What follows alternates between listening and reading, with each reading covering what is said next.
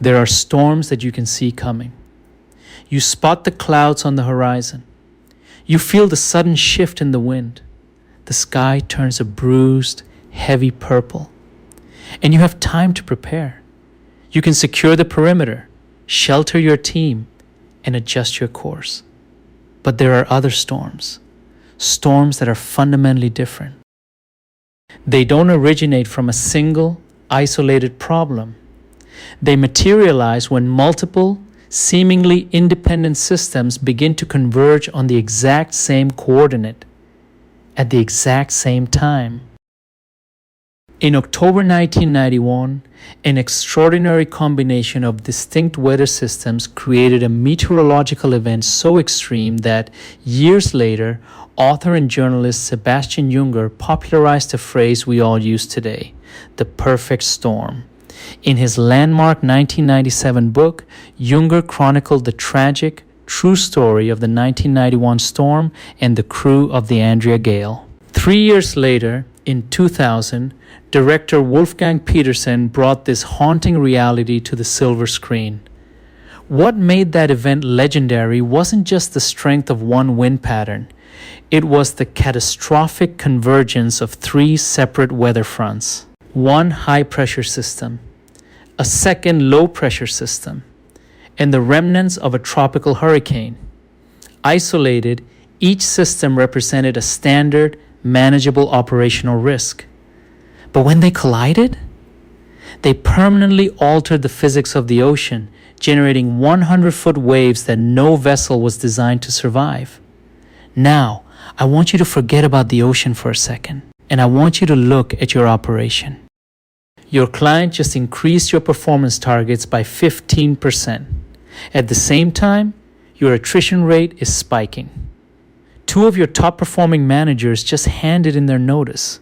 Your service level agreement is officially in the red. Team productivity is plummeting. And your financial forecast no longer reflects the hard reality on the ground. And to top it all off, it's Monday morning. Welcome to the corporate perfect storm. Because in business, the physics are exactly the same. Rare is the occasion where an operation implodes due to a single, isolated metric. The real danger begins when multiple negative variables start feeding into one another, creating a vicious cycle. High attrition damages your staffing capacity.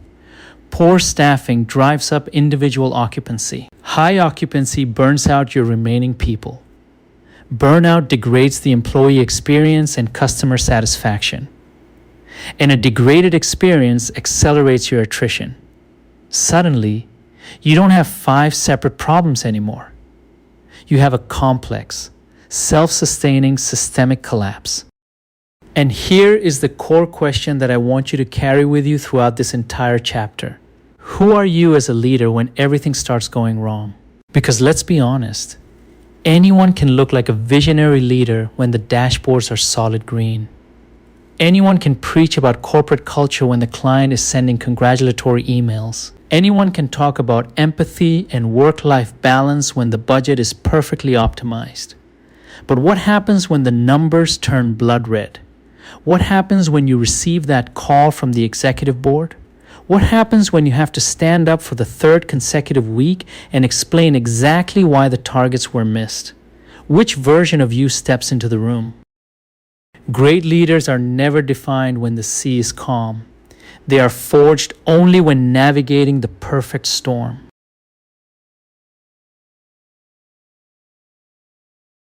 In Chapter 1, we established the bedrock of leadership. We talked about discovering why you lead and who you choose to lead for. And we settled on an idea that remains non-negotiable for me. Before you can ever hope to influence a person's mind, you must first learn to connect genuinely with their heart. But today, I want to take that exact same conversation and place it in a much more uncomfortable setting, because it is incredibly easy to connect with your team when the gears are turning smoothly. The ultimate test of your leadership happens when you have to look them in the eye and say, "We are failing, and the current trajectory is unsustainable." I want to make this chapter deeply personal.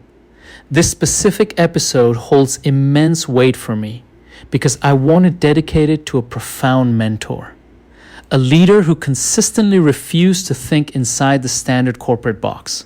A leader who possessed the rare, uncanny ability to push you past your self-imposed limits in every single conversation, every strategy session, and every operational challenge.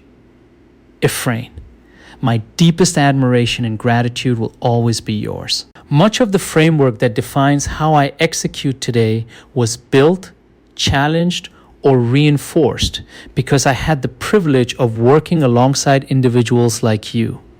And precisely one of the most critical lessons I've learned over my 12 years in operations is this: the problem never defines the leader. The leader's response to the problem does. Let me be vulnerable with you. I have made monumental mistakes as a leader. Many of them. I have made critical decisions entirely driven by raw pressure.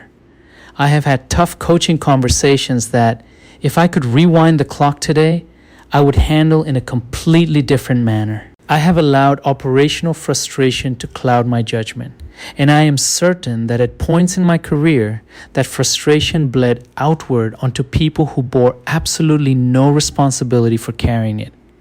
Why did that happen? Ego, inexperience, pressure, personality flaws. Call it whatever helps you sleep at night. But the only question that actually matters for your growth is this: can we recover, adapt, and become better leaders because of the wreckage? My answer is absolute. Yes, we can and we must. We all have the right to stumble into a pothole on our professional journey. But a truly mature leader maps out exactly where that pothole is and ensures they never walk down that same street with their eyes closed again. To manage an operational crisis effectively, I want to teach you a framework that is elegant in its simplicity. I need you to memorize and internalize 4 distinct words: stop, understand, prioritize, execute. Let's say it again. Stop, understand, prioritize, execute. When an operational crisis hits, the default primal instinct of an untrained leader is to run. They want immediate movement. They call an emergency meeting. They fire off urgent Slack messages. They open a 24/7 war room. They demand a comprehensive action plan. Then, they schedule a follow-up meeting to review the action plan, followed by a 30-slide presentation to justify why both action plans exist. But never confuse activity with execution. And velocity without a clear direction? That just means you are driving toward disaster at a faster speed. Therefore, step number 1, stop. Stopping does not mean ignoring the emergency. It means ruthlessly controlling your own emotional response before you attempt to direct the operational response. Your team is hyper-analyzing you right now. They are reading your body language, monitoring the pitch of your voice, measuring the speed at which you speak, and evaluating every single word you choose. If a leader walks into a crisis meeting radiating panic, the team completely stops listening to the strategy. The team simply absorbs the panic. You become the source of the contamination. Step number 2, understand. What is actually happening? Not what do we think is happening. Not what someone casually mentioned in a chaotic chat thread. Not whatever convenient theory protects our egos. What do the actual data streams say? Let's look at a realistic scenario. Your customer satisfaction CSAT score suddenly drops by 10 points. The poor leader immediately hunts for a scapegoat. Who is failing us? The seasoned operational leader asks a structural question. Where is the variance concentrated? Is the drop localized to a specific geographic site? Is it tied to a particular employee tenure group? Is it isolated to a single team leader's cohort? Is it linked to a specific contact channel, a certain hour of the day, or a recent system policy update? Is it a human behavior issue, or is it a broken process architecture? This is operational triage. Before you can hope to cure the patient, you must identify exactly where the arterial bleeding is coming from. Step number 3, prioritize. During a perfect storm, every single issue screams for your attention. But when everything is labeled a top priority, nothing is actually prioritized. You must segment your fires. Define what threatens the core of the operation today, what will deteriorate the business tomorrow, and what can safely wait. I process this using 3 distinct horizons: now, next, later. Now, what must we contain within the next 24 hours to keep the ship afloat? Next, what must we stabilize over the next 7 to 30 days to return to baseline? Later, what must we structurally redesign to ensure this breakdown never occurs again? And finally, step number 4, execute. And when you execute, every line item must adhere to a strict operational law: owner, action, deadline, metric. Let that sink in. Owner, action, deadline, metric. If an operational action item does not have a single named owner, it is not an action. It is merely a hope. If it does not have a hard deadline, it is just a pleasant intention. And if it does not possess a quantifiable metric to validate its success, it is nothing more than an unverified opinion. Now, this reality creates a profound leadership paradox. How do we demand extreme accountability without mentally breaking the human beings on our team? Most leaders fail here because they gravitate toward dangerous extremes. The first extreme is the fear-driven leader. They enter the room demanding heads on a spike. Who messed this up? I want names. This is completely unacceptable, and if it happens again, there will be severe consequences. All this does is drive the truth underground. The second extreme is the leader who confuses genuine empathy with the total eradication of operational standards. It's okay, guys. Don't stress. The important thing is that we tried our best. We'll get them next time. That approach is fatal in a high-performance environment. Harvard Business School researcher Amy Edmondson has dedicated her career to analyzing the concept of psychological safety. Her research offers an invaluable distinction for operations.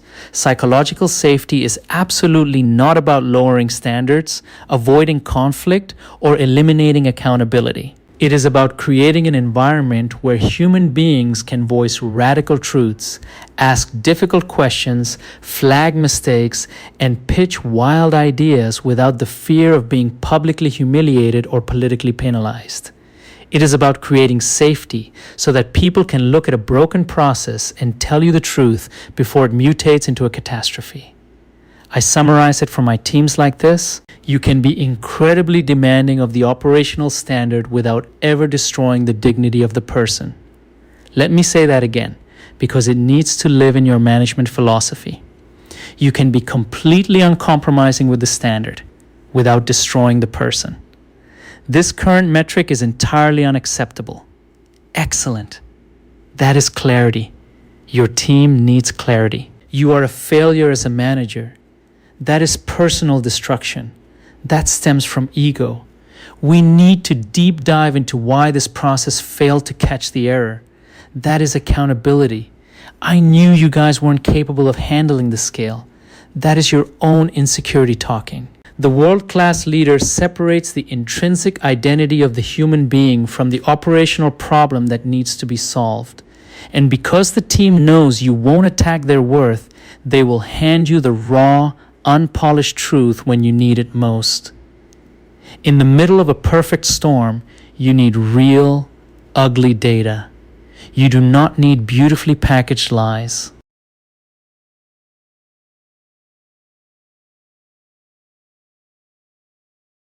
Now let's transition to one of my absolute favorite concepts in business: execution.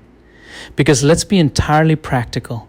You can possess the most brilliant corporate strategy on the planet.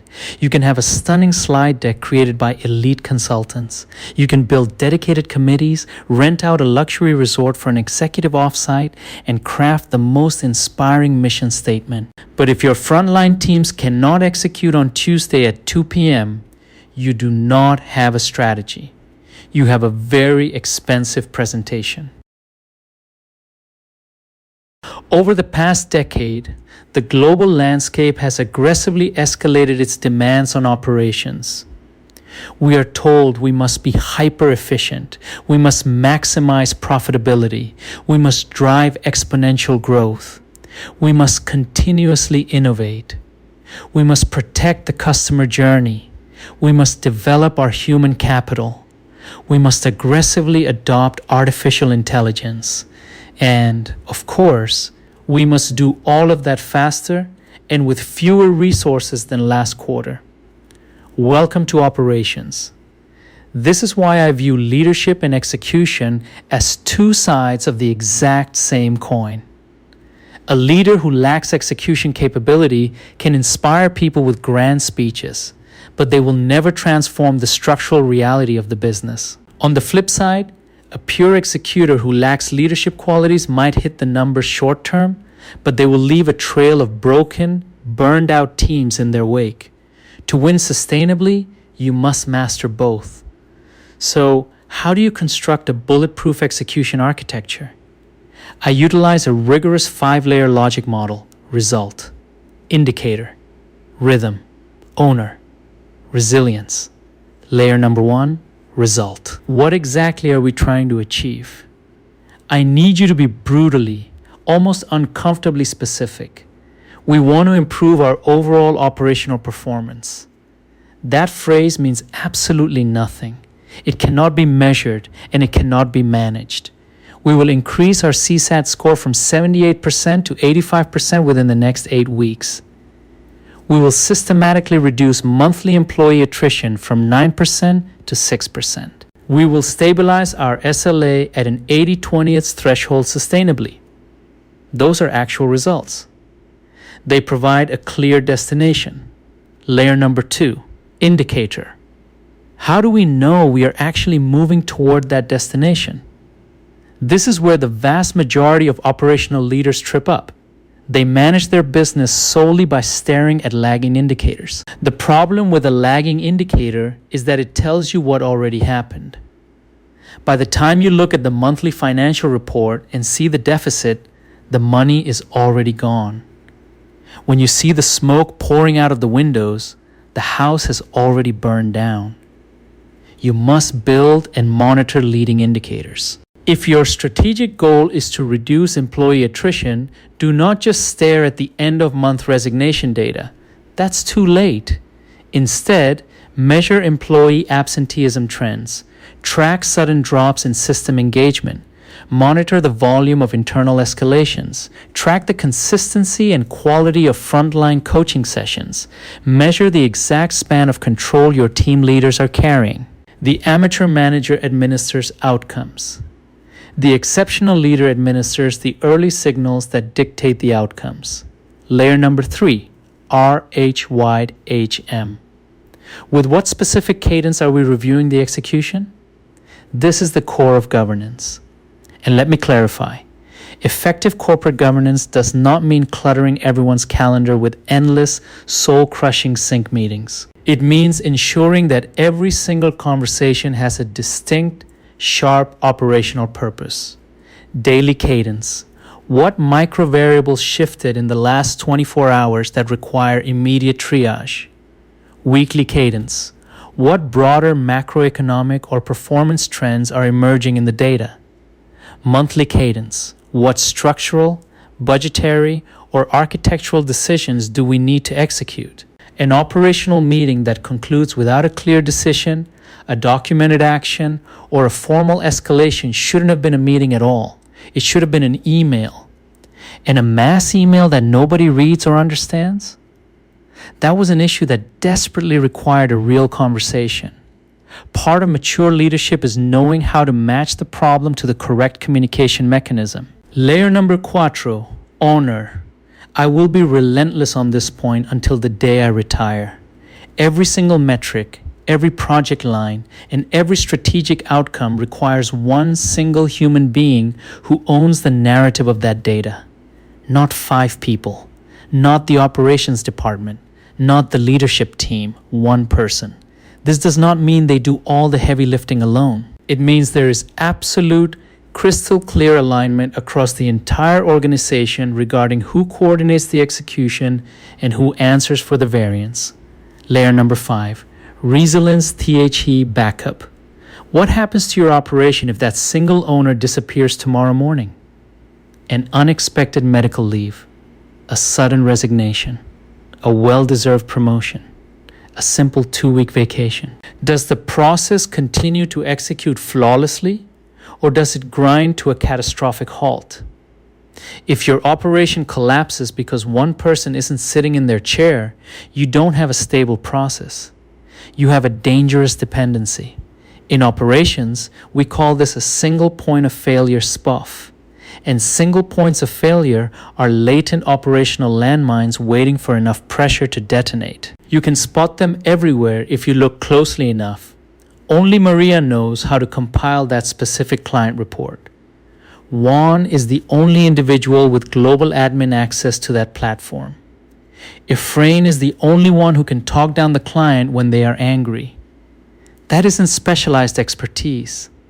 That is institutional knowledge held hostage by poor process design. Visual, bold text graphic, single point OF failure. How do you aggressively neutralize this risk? You document everything. You cross-train teams. You intentionally duplicate operational capacity. And most importantly, you test the backup. Every company loves to claim they have a backup plan. Fine. Let me ask you the real question. When was the last time your designated backup executed that critical process from start to finish without receiving a single hint of assistance from the primary owner? A backup configuration that has never been field tested under pressure is nothing more than a comforting theory. You must run live simulations. Rotate your operational responsibilities in a controlled manner. Build comprehensive cross-training matrices. I challenge you to do something incredibly simple this week. List your top 10 most mission-critical operational processes. Right next to them, write down the name of every single human being who can execute that process flawlessly from memory.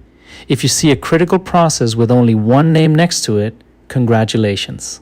You just located your next major operational crisis before it hit. This is the essence of dynamic risk management. Weak teams build a static risk register in January, archive it in a digital folder, and open it 6 months later only to realize that the risk that just destroyed their quarter wasn't even on the list. Risk is a living, breathing variable. Your operation must be too. Ask your leadership team every single week. What shifted in the environment? What new signal popped up? What core assumption is no longer true? What could fail today that we weren't even worried about 7 days ago? Don't wait for a total systemic collapse to prove to the world that you are a great crisis manager. Build resilient, intelligent architectures that can see the storm coming miles away.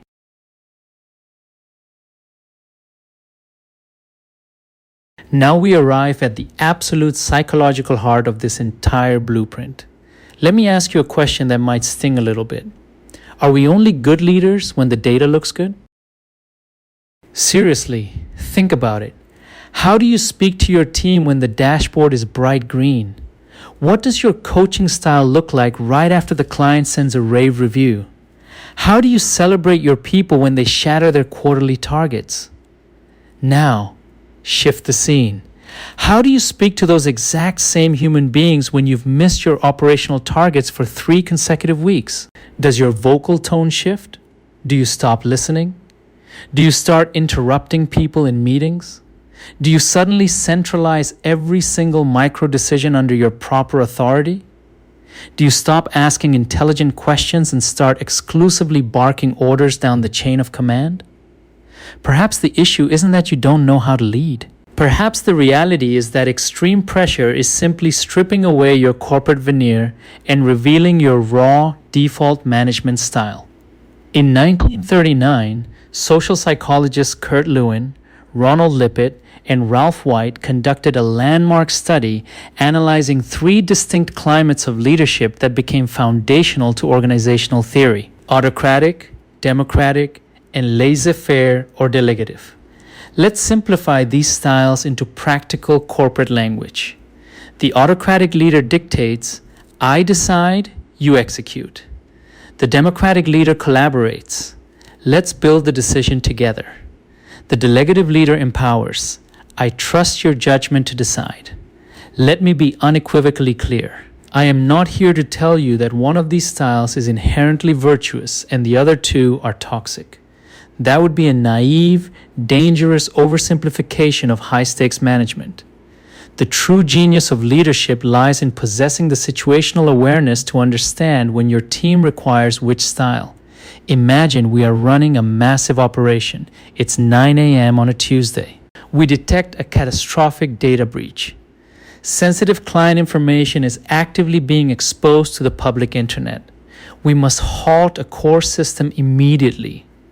Are you going to pull 20 managers into a conference room, sit in a circle, and ask, how does everyone feel about this?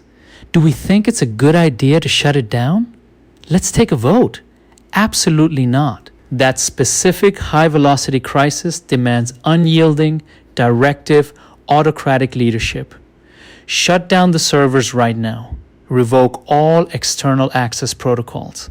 Escalate the issue immediately to global security. Document the exact timestamp of the breach. We reconvene in this room in exactly 15 minutes. Clarity, speed, absolute direction. In a severe crisis, the operational cost of bureaucratic delay far outweighs the cultural benefit of group consensus. But now, let's alter the variables of the scenario. The immediate crisis has been contained. The bleeding has stopped. We now have a 7-day window to completely re-engineer the broken process architecture so this never happens again. Your quality assurance director found 3 distinct root causes. Your operations managers have a different field perspective. The training department identifies a massive skill gap in the frontline staff. And the product team flags a hard system limitation. If you choose to remain entirely autocratic in this environment, you are actively wasting the collective intelligence of your organization. Now, you must seamlessly pivot to a democratic style. I need to hear from QA first. Training, walk me through the gap. Operations, show me the live data. Product, map out the system limitation. Let's aggressively challenge our baseline hypotheses. And once the collective intelligence has been harvested, the leader owns the final decision. Now, let's change the scenario one more time. The new process has been deployed and stabilized. You have a senior operations manager who has been with the company for 8 years. They know the client's business inside and out. They have a proven track record of impeccable judgment. Do you need to read and approve every single email they send out? Do you need to sit in on every single one of their internal team meetings? Do you need to dictate exactly how they structure their daily action plan? No. If you do that, you are suffocating your scale. Now, your responsibility is to delegate. You hand them the macro objective. You define the explicit financial and operational guardrails. You clarify exactly what thresholds require a formal escalation to you. And then, you step back and allow them the professional autonomy to execute. Do you see the distinction? The tragedy of management isn't the act of being authoritative. The tragedy is being authoritative when your organization desperately requires collective intelligence. The mistake isn't being democratic. It's seeking a consensus vote while the corporate building is actively on fire. And the error isn't delegation. It's abandoning a fragile team that does not yet possess the capability or the maturity to steer the ship alone. Visual, vertical scale graphic, storm level 1 to 3. I want you to visualize an operational storm scale to guide your daily leadership transitions. Storm level 1, unstable skies. There is a performance deviation in the metrics, but there is no existential threat to the business. Your play, ask questions, listen deeply, involve the collective brain trust, deploy democratic leadership, storm level 2, active storm. Metrics are actively deteriorating. The client is losing patience. Financial risk is compounding. Your play, blend your styles. Listen to data rapidly. Define the top 3 non-negotiable priorities. Centralize high-risk decisions, but delegate tactical execution lines. Storm level 3, existential emergency. There is immediate, severe risk to the client relationship, data security, regulatory compliance, or business continuity. Your play, command, and control. Minimal text. Explicitly defined roles. Short, aggressive communication loops. Rapid, authoritative decisions. Deploy directive leadership temporarily. And I want to emphasize that word with everything I have, temporarily. Because one of the most fatal errors an operational manager can commit is turning crisis-driven authority into their permanent leadership personality.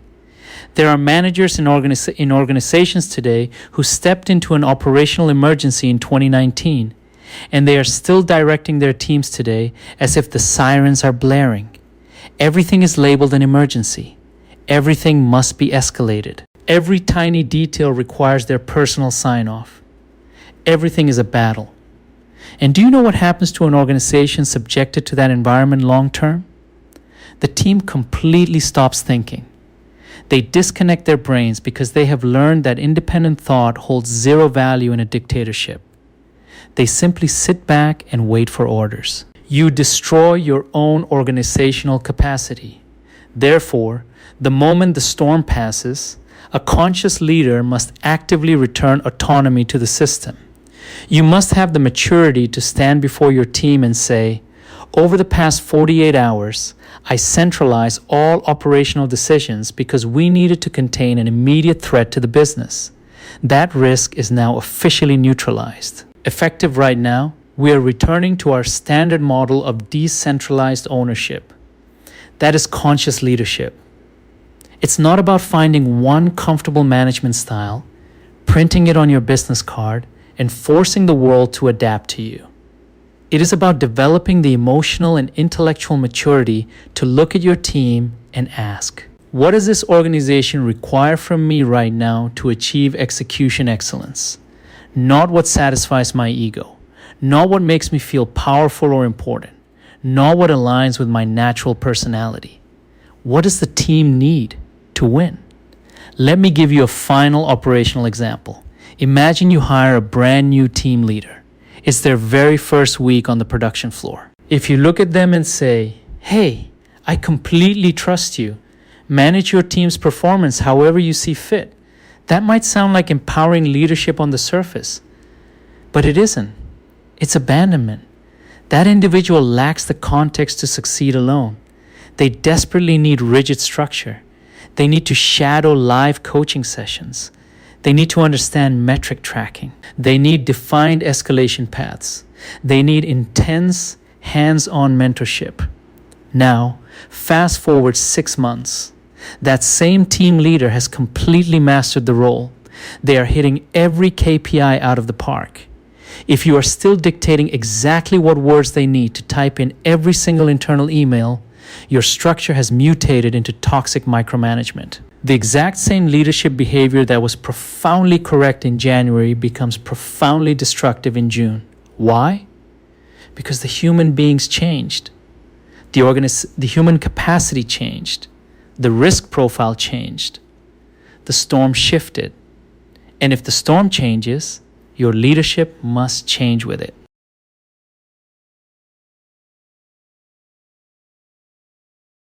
As we draw this chapter to a close, I want to connect 3 entirely different worlds that, on the surface, seem to share absolutely no common ground: social psychology, investigative journalism, and cinematic direction. Kurt Lewin, Sebastian Junger, Wolfgang Peterson. Kurt Lewin's pioneering work reminds us of a fundamental law of human systems. The behavioral choices of the leader directly dictate the psychological climate of the group. Now, let's maintain scientific integrity here. Lewin, Lippitt, and White's classic 1939 study wasn't conducted inside a modern corporate office or a fast-paced technology operation. They were observing groups of children reacting to different environments. Therefore, we must be intelligent enough not to treat it as a simplistic, copy-paste corporate recipe. But its enduring value lies in its historical proof that the way authority behaves completely rewires the performance, friction, and morale of a human ecosystem. And here is my operational translation of Lewin's insight. Your leadership style is never an external force observing the operation. You are a core variable inside the operational system. When you walk into a war room visibly stressed and shouting, you instantly alter the mechanics of the system. When you publicly berate the first brave manager who has the courage to report a broken process or a missed metric, you permanently alter the system. You just taught everyone in the room that transparency is dangerous. The next time a crisis forms, the data will reach your desk when it's far too late to fix. Conversely, when you receive bad news calmly, separate the person from the problem, and ask structural, data-driven questions.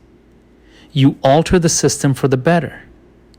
You teach the organization that problems are meant to be solved, not hidden.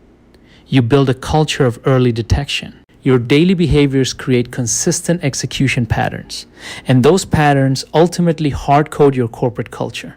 Now let's look at Sebastian Junger. Junger didn't create the historic storm of 1991. He observed its aftermath, meticulously interviewed meteorologists, and pieced together the narrative of how distinct systems converged to create an unprecedented event. The phrase "the perfect storm" entered our global lexicon because Junger's research uncovered a conversation with meteorologist Robert Case, who noted that the situation was a perfect alignment of independent atmospheric variables. What does that teach us about corporate execution? Everything. Mediocre managers view operational failures as isolated, random events. They look at a bad week and say, well, attrition went up. And separately, CSAT went down. And completely by coincidence, our system downtime increased. World-class operational leaders don't see isolated events. They see interconnected systems. They look for the hidden lines of convergence. They ask, what systemic breakdown is feeding into what metric? How is a decision we made 3 months ago in hiring impacting our quality metrics today? What subtle, quiet leading indicator are we completely blind to because our departments are siloed? Because a perfect storm in business almost never materializes out of thin air. It drops hints weeks before it hits. It builds itself systematically right in front of our eyes. But far too often, we fail to see the hurricane forming because every corporate department is staring exclusively at their own tiny cloud. Workforce is only looking at staffing curves. Quality assurance is only looking at defect rates. Human resources is only tracking headcount. Operations is only chasing daily targets. Training is only measuring graduation rates. Everyone is managing their individual silo, while the entire ship is steering directly into 100-foot waves. This brings us to the ultimate synthesis of our blueprint. Wolfgang Peterson, in directing the cinematic adaptation of The Perfect Storm, showed us the visual reality of what happens when a crew realizes they are up against forces larger than their vessel. In business, your job as an operational leader isn't to look at a Category 5 crisis and pretend the sun is shining. It's not about hollow optimism. It's about execution resilience. It's about having the systemic frameworks to stop the panic, understand the data variance, prioritize the response through horizons of time, and execute with absolute ownership. It's about having the leadership agility to be exactly who your team needs you to be when the pressure reaches its absolute peak. Thank you for joining me for Chapter 2 of the Leadership Blueprint. If this deep dive challenged your perspective on management, hit the subscribe button, turn on notifications, and share this video with a leader who is currently navigating their own operational storm. And I want to leave you with one final question to debate down in the comments section. What is the single biggest leading indicator of a crisis that your current operation is ignoring today? Let's build the answers together. I'll see you in Chapter 3.